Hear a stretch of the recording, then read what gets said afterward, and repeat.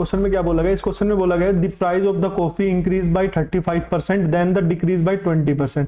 भाई इस क्वेश्चन में पहले इस फर्स्ट लाइन का मतलब ही देख लेते हैं। इसने बोला है कि भाई एक कॉफी है, उसका प्राइस पहले 35% इंक्रीज हो गया और फिर देन नाउ, और उसमें फिर बाद में 20% उनका डिक्रीमेंट हो गया, डिक्रीज हो गया। इफ द मैन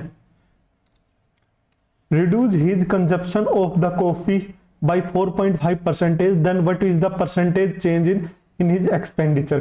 भाई पहले ये देख लेते हैं कि एक्सपेंडिचर होता क्या है, मतलब एक्सपेंडिचर का नॉर्मल फॉर्मूला क्या होता है।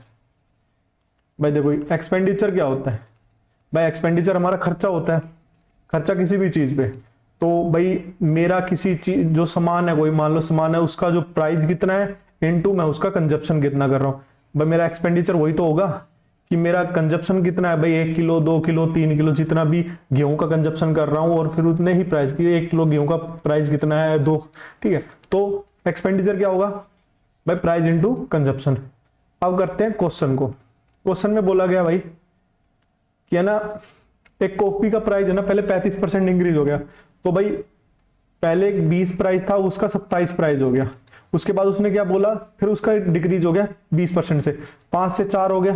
तो भाई अब जो नेट आएगा चेंजमेंट 100 से 27 चौका 80 और 28 108 रुपया, मतलब 100 से 8% इंक्रीज हुआ, मतलब हम सक्सेसिव लगाएंगे तो 8% इंक्रीज हुआ भाई ओवरऑल। अब इसने क्या बोला कि मुझे है ना कितना उसने रिड्यूस कर दिया अपना कंजप्शन ऑफ द कॉफी 4.5, मतलब 4.5 की फ्रैक्शन वैल्यू भाई देख बाई 100,000 45 और 200, मतलब 200 का कंजप्शन कर रहा था। अब वो ये रिसेंट में सिर्फ 195 का कंजप्शन कर रहा है। भाई ये 5 दिन 45 आएगा तो ये यहाँ पे ना 191 आएगा, इसे 191 कर लेते हैं तो 191 का कंजप्शन कर रहा है। अब देख भाई अब हमें निकालना है कि हमारा जो एक्सपेंडिचर कितना है। देख भाई लगा देते हैं फॉर्मूले में। एक्सपेंडिचर क्या होता है, पहले भाई प्राइस, प्राइस मेरा जो मेरा प्राइस था पहले कितना था 100 था और मेरा 108 क्या हो गया अब प्राइस। अब उसके बाद क्या है, मेरा पहले कंजप्शन कितना था 200, अब मेरा जो कंजप्शन है वो कितना है, इसे नीचे लिख लेते हैं। मेरा कंजप्शन है 191 और भाई इनका रेशो लेंगे वही निकल आएगा। डिक्रीज इंक्रीज कितना करना है तो भाई काट देते हैं, जैसे कि 4 से काटेंगे तो ये 25 और ये इसे 4 से काटेंगे 4 दूनी 28 4 7 28, ठीक है भाई। उसके बाद और कुछ कट रहा है नहीं कट रहा, तो ये कितना हो जाएगा भाई, ये तो हो जाएगा 5000 और ये 27 से इसकी मल्टीप्लाई करेंगे तो भाई 191 की जब हम 27 से मल्टीप्लाई करेंगे तो आएगा 5157, 5157। तो हमारा भाई कितना इंक्रीज हुआ है वो एक्सपेंडिचर में, भाई मेरा 157 इंक्रीज हुआ है कितने पे 5000 पे। और परसेंटेज के लिए भाई 100 से इंटू मतलब 1 पर ये गया भाई, 0 को हटा देते हैं, ये पॉइंट लग जाएगा और इसे मैं 5 से काट देता हूँ।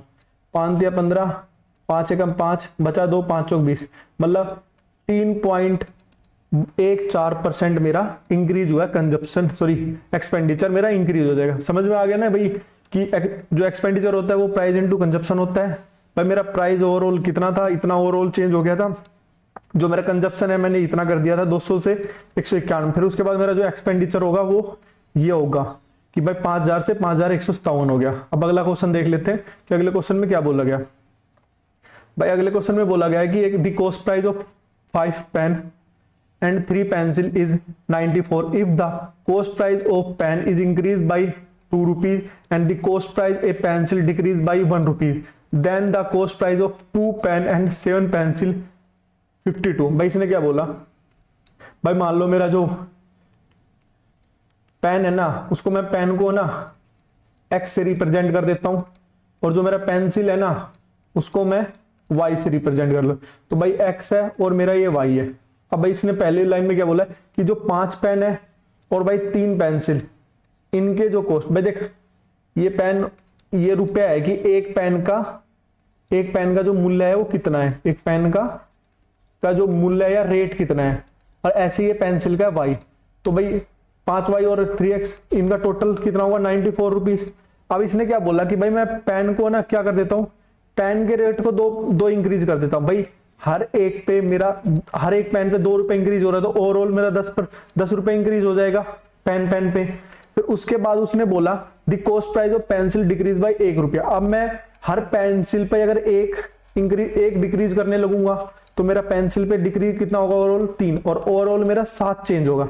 मतलब अब जो मेरा नया जो कॉस्ट प्राइस आएगा 5 पेंसिल और 5 पेन और 3 पेंसिल पे जो आएगा 97 में 7 जोड़ के 94 में 7 तो 101 आएगा। अब उसने बोला कि देन अब the cost price of 2 pen, मतलब 2 पेन की जो कॉस्ट प्राइस है और जो 7 पेंसिल की कॉस्ट प्राइस है वो 52 रुपए है। भाई ये हो गई। अब भाई वही लगा देते हैं। भाई मैंने ना यहाँ पे ना ये एक्स वाई एक साथ नहीं लिया कि भाई मैं एक्स इससे करूं फिर वाई इससे करूं, एक्स और वाई करूं। भाई डायरेक्टली समझ लो इनके साथ एक्स वाई है अपना, मतलब थोड़ा सा जल्दी करने के लिए मैंने ये एक्स वाई नहीं लिखा। भाई ये बाड़ का बाड़ काम नहीं करना यहाँ पे। तो अब इसने बोला कि बताओ, तो भाई सेम कर देते, किसी को कर दो, इसको मैं 2 से कर देता हूँ, इसे मैं 5 से कर देता हूँ, तो ये तो कट ही जाएगा भाई, माइनस माइनस माइनस। अब भाई इसको मैं 2 से करूंगा तो 6 और 35, तो यहाँ कितना बचेगा 29 माइनस का, ठीक है 29 पेंसिल का बचेगा। और यहाँ कितना बचेगा भाई, यहाँ जो बनेगा यहाँ तो 2 से गुणा करूंगा तो 200, ये 202 बनेगा। और ये कितना बचेगा भाई, इसको करूंगा जब 2 से गुणा करूंगा, चलो इसको यहाँ से रुक जाऊं, ये और इसे मैं 2 से गुणा करूंगा तो ये 202 बन जाएगा। और इसे मैं 52 को जब 52 है, जब 52 को 5 से गुणा करूंगा तो कितना बनेगा भाई 250 और 260 रुपया। तो भाई कितना बनेगा 260, भाई 260 रुपया मेरा बन गया। अब बैलेंस कितना बचेगा, माइनस करूंगा तो माइनस का 58, मतलब एक जो 29 वाई जो वाई थी पेंसिल की वैल्यू, एक पेंसिल की वैल्यू भाई कितनी रुपया है 2 रुपया। और फिर एक्स की वैल्यू कितनी आ जाएगी भाई, किसी में भी रख दो, एक्स की वैल्यू मान ली इसमें रख देता हूं। पहली इक्वेशन हमारी ये बनी थी ना भाई 5x वाई इजिकल टू में 101, तो 3 का कितना आएगा, 3 का आ जाएगा 6, तो टोटल 5x की वैल्यू कितनी आ गई 19। भाई 5x की वैल्यू आ गई ना 95, तो 1x की वैल्यू कितनी आ गई 19।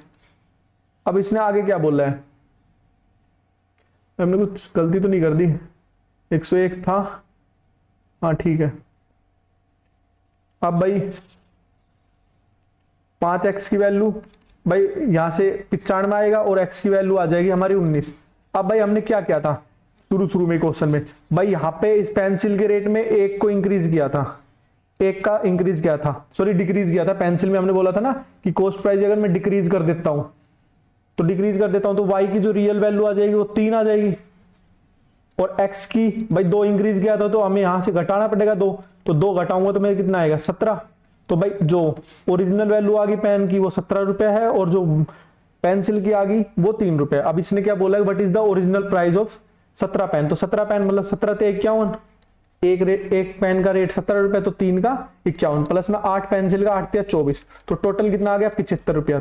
अगले क्वेश्चन में बोला है कि एक सेमी वर्टिकल एंगल है राइट सर्कुलर कोन का 60 डिग्री का and it's slant height is √3 centimetre, find the ratio of the height of the cone and radius of the cone. भाई कौन होता है भाई,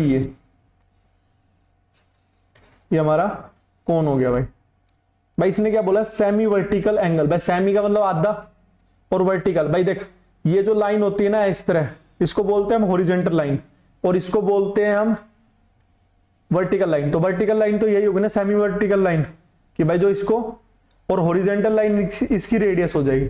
अब इसने क्या बोला भाई, राइट सर्कुलर कोन है उसकी जो सेमी वर्टिकल ये एंगल है ये 60 डिग्री है, और भाई जो ये रेगुलर है स्लैंट हाइट है जो वो √3 है। अब भाई हमें पता ही है 90 डिग्री होगा, और ये राइट एंगल ट्रायंगल ही तो बनता है, ये इस तरह का राइट एंगल ट्रायंगल ही तो बन रहा है। अगर ये 90 डिग्री है, ये 60 डिग्री है और भाई ये 30 डिग्री है। अब भाई इनमें ना जो 30, 60 और 90 वाला जो राइट एंगल ट्रायंगल होता है ना, इसकी साइड का रेशियो होता है 1 √3 और 2। कितना होता है भाई 1 √3 और 2। अब भाई लगा लेते हैं। अब देखो भाई √90 के सामने कितने होने चाहिए 2, 60 के सामने कितनी होनी चाहिए √3 और 2 इस 30 के सामने कितनी होनी चाहिए 1। अब भाई इसने 2 की वैल्यू हमें कितनी दी हुई है √3, तो 1 की वैल्यू कितनी आ जाएगी √3/2। ठीक है भाई। अब इसने आगे बोला क्या, इसने बोला कि what is the height of ratio of the height and cone of radius. भाई पहली बात तो ये भी हमें निकालने की क्या ही जरूरत है, मुझे पता है कि भाई इसने पूछा क्या है कि हाइट है, कौन की हाइट का रेशो 1:3 आएगा, रेडियस से खत्म कहानी। भाई 60-30 के सामने कैसे भी ले लो, साइड का रेशो तो हमेशा सेम ही रहना है, तो फिर क्यों ही वो वैल्यू रखेगी भाई √3, 2 की वैल्यू तो 1 की वैल्यू √3/2 आएगी, फिर मैं उससे निकालूंगा। तो इससे अच्छा है कि ये आ गया सीधा डायरेक्ट 1√3। ये याद रखना भाई। ऐसे ऐसे 2-3 ट्रायंगल और होते हैं, जैसे कि भाई एक ट्रायंगल ये हो गया 60-30 का, ऐसे एक होता है 45-45-90 का, उसमें क्या होता है 1 और √2। ऐसे ही फिर एक 15-75 और 90 का होता है, उसमें क्या होता है 15 के सामने √3-1 होता है, इसके सामने √+1 होता है, और ये 2√2 होता है। ठीक है, ये 2 अलग अलग ट्रायंगल याद रखना भाई, ये डायरेक्ट काम आ जाते हैं क्वेश्चंस में। अब अगला क्वेश्चन कर लेते हैं भाई। इस क्वेश्चन में क्या बोला गया, इस क्वेश्चन में बोला गया कि let x be the least number when it divided by 17, 19, 34 and 95, the remainder in each case is 16 and x is divisible by 46। और ये ठीक है, what is the sum of the digit of x। इसने क्या बोला भाई, x कोई number है, उसको जब हम 19, 34, 17 और 95 से डिवाइड करते हैं ना, तो वो 16 रिमाइंडर देता है हर बार। और जब मैं इस पूरे नंबर को, मतलब भाई इस पूरे नंबर को जब डिवाइड करते हैं 46 से, तो वो कंप्लीट चला जाता है। तो भाई इस क्वेश्चन को देखते हैं। पहले क्या करते हैं, इसमें जो ये 17, 19, 34 और 95 इनका ले लेते हैं एलसीएम। तो मेरे इनका एलसीएम कितना आएगा, 17, 19, यहां से 2 और यहां से 5, ये एलसीएम आ जाएगा। मल्टीप्लाई करेंगे तो 3230 आएगा। अब भाई इसने क्या बोला, भाई ये है ना, जब हम अब ये नंबर तो भाई कंप्लीटली इन तीनों चारों नंबर से डिवाइड हो जाएगा, पर हमें चाहिए हर बार रिमाइंडर। तो मैं क्या करता हूं, इसमें 16 ऐड कर देता हूं, तो ये नंबर आ गया। पर भाई ये नंबर जरूरी थोड़ी है कि इस 46 से डिवाइड होगा। जब मैं इसे 46 से डिवाइड करता हूं, देखो भाई इस 16 को रहने दो, पहले ना यहाँ पे हम लगाते हैं नंबर सिस्टम। देख भाई इसको मैं तोड़ देता हूं, इस 3230 को 3230 को मैं तोड़ता हूं इसने में +10 और इनटू में के, मैंने इन्हें तोड़ा है भाई अलग अलग, प्लस में 16। अब ये डिवाइड होना चाहिए 46 से। भाई ये मैंने के क्यों लिया, भाई जरूरी थोड़ी है ये 3, जब मैं ना इसको डिवाइड करता हूं ना, तो ये जो 3220 है ना, ये तो इसका मल्टीपल है। भाई कैसे दिया, 460 10 गुना होता है। भाई इसका मैंने 6 गुना करूंगा तो कितना हो जाएगा भाई, 2400 और 3 6 0 6 7 2700 आएगा। फिर उसमें 460 जोड़ दूंगा मैं, 0 12 1 हासिल 12 और 1 3220। भाई इस तरह ही करना है कि मतलब भाई इसका पहले तुमने इस 46 का 10 गुना कर लिया, फिर इसके बाद कि भाई इससे तो नंबर देखना। अब भाई इसको मैं इस नंबर को जब डिवाइड करूंगा तो यहां तो 0 रिमाइंडर बचेगा, पर यहां जब मैं 10 को करूंगा तो 10 रिमाइंडर बचेगा ना, तो 10 के प्लस में 16/46 ये नंबर होना चाहिए। अब भाई यहां से मैं के की ऐसी क्या वैल्यू रखूं जिससे मेरी जो ये नंबर है वो डिवाइड हो जाए पूरा।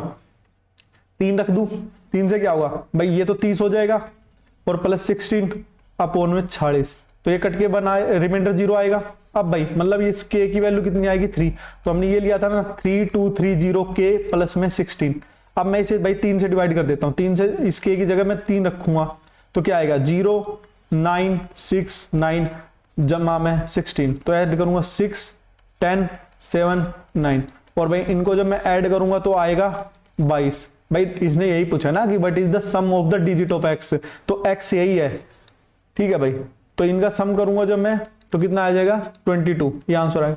भाई इस क्वेश्चन में हमने क्या किया, इसने बोला था कि x एक ऐसा लीस्ट नंबर है जो इन सबको से 17, 19, 34 और 95 से डिवाइड करते हैं, तो हमेशा इन केस में रिमाइंडर 16 देता है। तो भाई मैंने क्या किया, पहले इनका एलसीएम ले लिया, एलसीएम ही आया था। अब भाई ये तो कंप्लीटली डिवाइड होगा, हमें रिमाइंडर बचाना है 16, तो मैं इसमें 16 ऐड कर देता हूं। ये नंबर आ गया भाई, कोई नंबर आया, ये x नंबर नहीं आया अभी से। x तो जब आएगा जब भाई ये पूरा कंप्लीटली 46 से डिवाइड हो जाएगा। भाई जब मैं 46 से 32 इसको डिवाइड करूंगा तो भाई ये कंप्लीट नहीं जाएगा, बस 10 रिमाइंडर बच जाएगा। उसके बाद ये हमने k की वैल्यू निकाली है और उसके बाद ऐड करके करा है। अब अगला क्वेश्चन देख लेते हैं।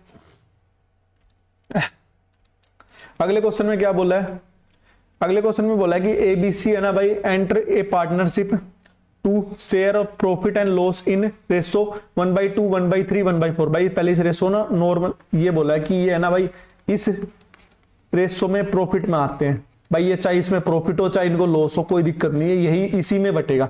मतलब भाई ये भाई ये होता है ना कि हमारा जो प्रॉफिट होता है ना वो इन्वेस्टमेंट इनटू टाइम होता है, तो टाइम की अभी कोई बात नहीं हुई है, तो भाई मैं हटा देता हूं। तो जो प्रॉफिट और लॉस है एक दूसरे के डायरेक्टली प्रोपोर्शनल होंगे, तो भाई जो हमारा प्रॉफिट होगा उसी रेशो में हमारा इन्वेस्ट हुआ होगा, तो भाई यहां से हमारा इन्वेस्टमेंट का रेशो कितना आ जाएगा। भाई मैं इसको अगर नॉर्मल रखूं तो 12 से कर देता हूं मल्टीप्लाई, क्योंकि भाई इन सब का अब ये 6 आ जाएगा, ये 4 आ जाएगा, 3 आ, इन्वेस्टमेंट हो गया हमारा इस रेशो में। अब इसने क्या बोला कि भाई ए है ना अपना विड्रॉल कर लेता है 1/3 of the capital and be introduce 1/2 more his capital after 3 month. तो भाई करते हैं, और इसने पूछा at the end of 10 months, 10 month के बाद इनका जो शेयर है वो 52,226 है, 260 है, तो बताओ बी का शेयर कितना होगा। तो भाई यहां से ना ये 6 था, तो भाई ये 6 है। अब देख भाई इसने बोला 1/3 वो अपना विड्रॉल कर लेता, भाई ये 6 रुपए 3 महीने के लिए तो लगाए रखेगा, पर वो 1/3 विड्रॉल कर लेगा, तो 6 का 1/3 बच 2 विड्रॉल कर लिया तो 4 बचा, वो 4 कितने महीने के लिए लगाए रखेगा 28 महीने, सॉरी 7 महीने के लिए। इसी तरह ये जो 4 है इसने अपना रुपए 3 महीने के लिए तो लगा ही रखा है, पर प्लस में जब उसने 1/2 शेयर और इंट्रोड्यूस कर दिया, 1/2 मतलब 2 और ऐड किया, तो मतलब टोटल अब शेयर उसका 6 हो गया, 6 उसने 7 महीने के लिए लगाया। और भाई सी के लिए कोई कंडीशन नहीं है, उसने 10 महीने तक अपने यही लगाए रखे। अब भाई इसका टोटल सम करूंगा तो 18 और 28 टोटल कितना आएगा, 18 और 28 भाई 18 और 28 36 और 46 आएगा, और यहां से 12 और 42 आएगा 54, और यहां से आएगा 30। भाई इसे 2 से काट देते हैं और सिंप्लीफाई कर देते हैं, भाई 23, 27 और 15। अब भाई इसने बोला कि अब ये इनका असली जो है ना इन्वेस्टमेंट का रेशो आया, इन्वेस्टमेंट और टाइम का करके, मतलब ये इनका प्रॉफिट एंड लॉस अब इसमें बटेगा। अब इसने क्या बोला 52,260 हुआ है इनका टोटल प्रॉफिट।